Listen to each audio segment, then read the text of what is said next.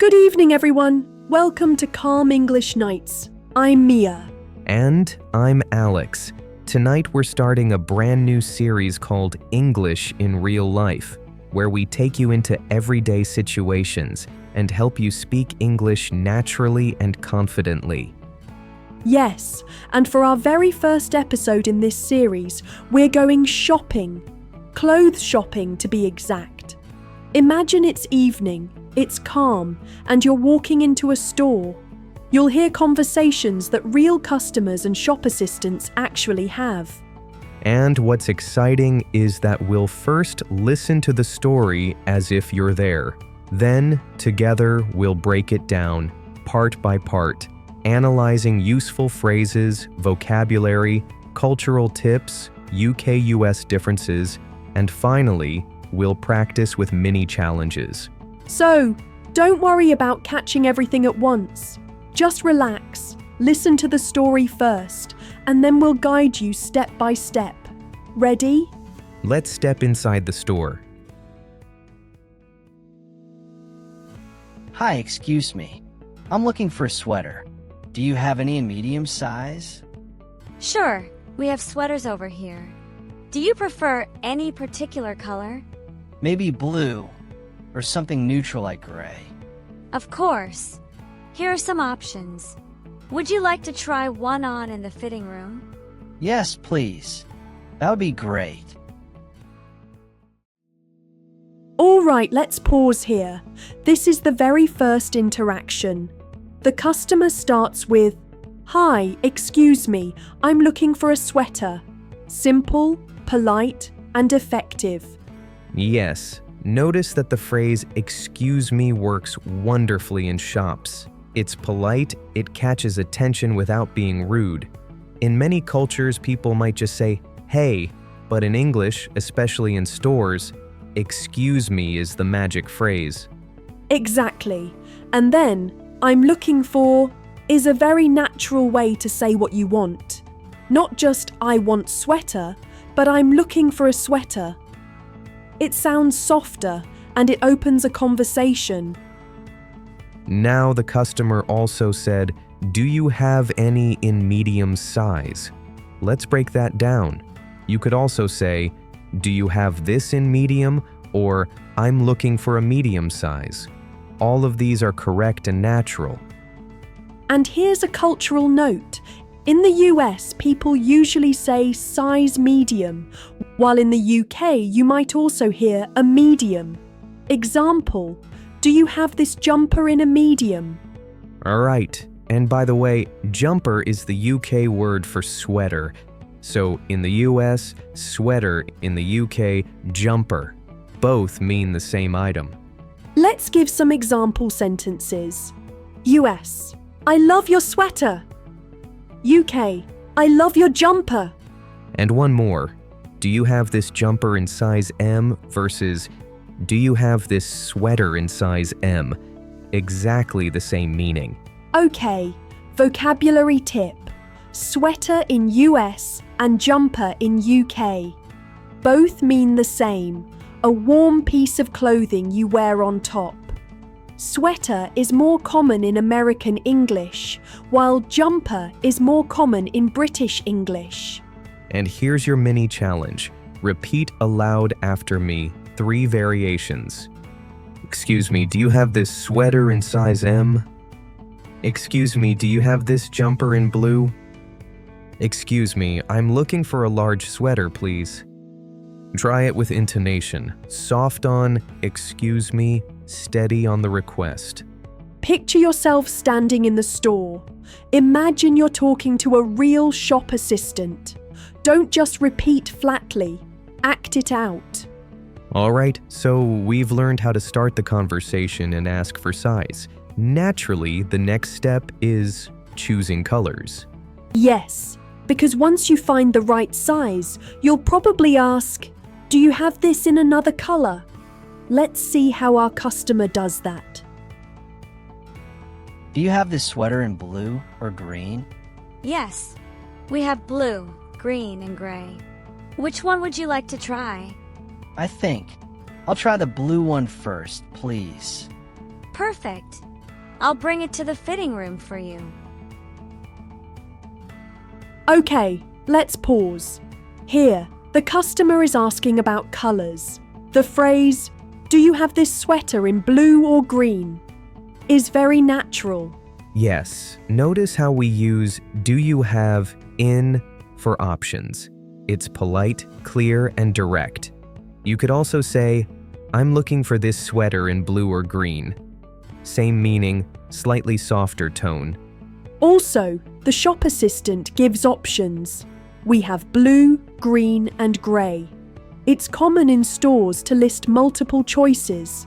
And the next question, which one would you like to try, helps guide the customer politely. Right. And culturally, in both American English and British English, it's polite to answer this way. Notice the tone. Friendly, not pushy. English shopping culture is very customer-friendly. Here's a small but useful UK and US difference. In British English, people often just say, "Would you like to try it on?" Short and polite. In American English, you'll also hear, would you like to try it on? But sometimes shop assistants make it more specific, like, would you like to try it on in the fitting room? It's not a rule, just a style difference. Both are correct. And that connects to today's vocabulary tip. In the US, people usually say fitting room. In the UK, the common term is changing room. Both mean the same place, where you try on clothes before buying. And mini challenge. Repeat these aloud 3 times with intonation. Do you have this sweater in blue or green? I'd like to try the blue one, please. Can I try this in the fitting room? Remember to imagine yourself standing there, speaking politely to a real shop assistant. Great! So now we've picked a colour. The next natural step is asking about availability in different sizes or checking fit. Our customer will try the sweater and ask a few more practical questions. Yes, and this is where most learners often hesitate. They know words like small, medium, large, but forming full sentences is key. Let's see how our story continues. I'd like to try this blue sweater in medium, please. Of course. The fitting room is right over there. Let me know if you need a different size. It feels a bit tight. Do you have a large? Yes, I'll get a large for you. One moment. Much better. I'll take this one. Can I pay here? Absolutely. Follow me to the checkout. Would you like a bag? Yes, please. Thank you. Here, the customer starts with a very polite request. I'd like to try this blue sweater in medium, please. Notice the structure. I'd like to is more polite than just saying, I want to.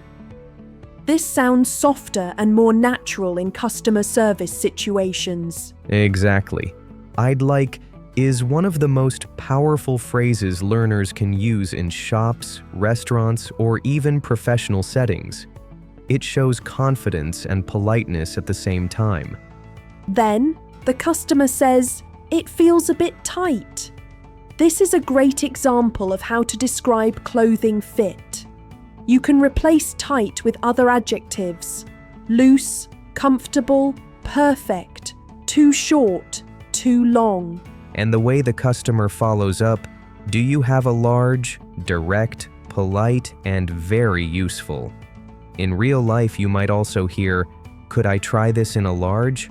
Or, do you happen to have this in a larger size? These sound even softer. Yes, politeness in English often comes from little phrases like, could I? Do you happen to? Or, would it be possible to? They aren't strictly necessary, but they make your English sound much more natural. Now let's talk about checkout. The customer says, can I pay here? In American English, that's common and natural. In the UK, shop assistants sometimes phrase it differently, like, would you like to pay here? or you can pay over at the till.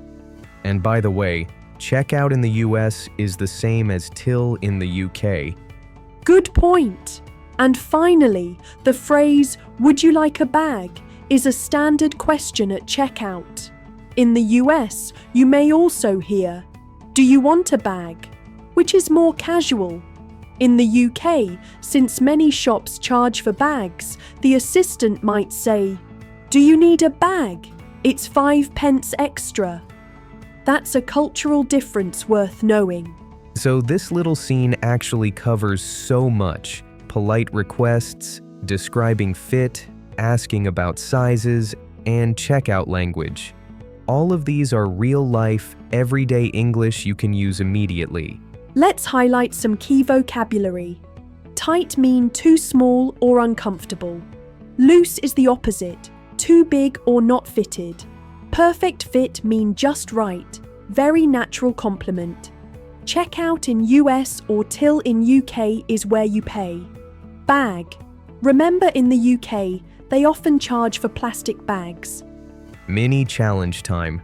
Repeat after us and imagine yourself in the shop. Don't just read. Say it out loud with a polite, friendly tone. Ready? I'd like to try this in medium, please. It feels a bit tight. Do you have a large? This one fits perfectly. I'll take it. Can I pay here? Would you like to pay here? Would you like a bag? Do you need a bag? And extra challenge. Try switching words. Instead of tight, say loose. Instead of medium, say small or large. For example, it feels a bit loose. Do you have a medium? This way, you practice flexibility and real communication. Perfect. The more variations you practice, the more natural you'll sound when you're actually shopping in English. So, we've finished the shopping trip. From asking about items, colors, sizes, to trying on and paying, our customer practiced a full, real-life conversation. Yes, and now it's perfect time to recap the key phrases, vocabulary, American and British English differences, and mini challenges we learned today. Here's a summary. Asking for items. Do you have this sweater? Or, I'm looking for. Colors and variations. Do you have this in blue or green? Sizes and fit. Do you have a large? It feels tight. Polite checkout. Can I pay here? Would you like a bag? Also differences. Sweater and jumper. Fitting room and changing room. Payment questions. Can I pay here? And would you like to pay here? And don't forget the mini challenges. Repeat aloud.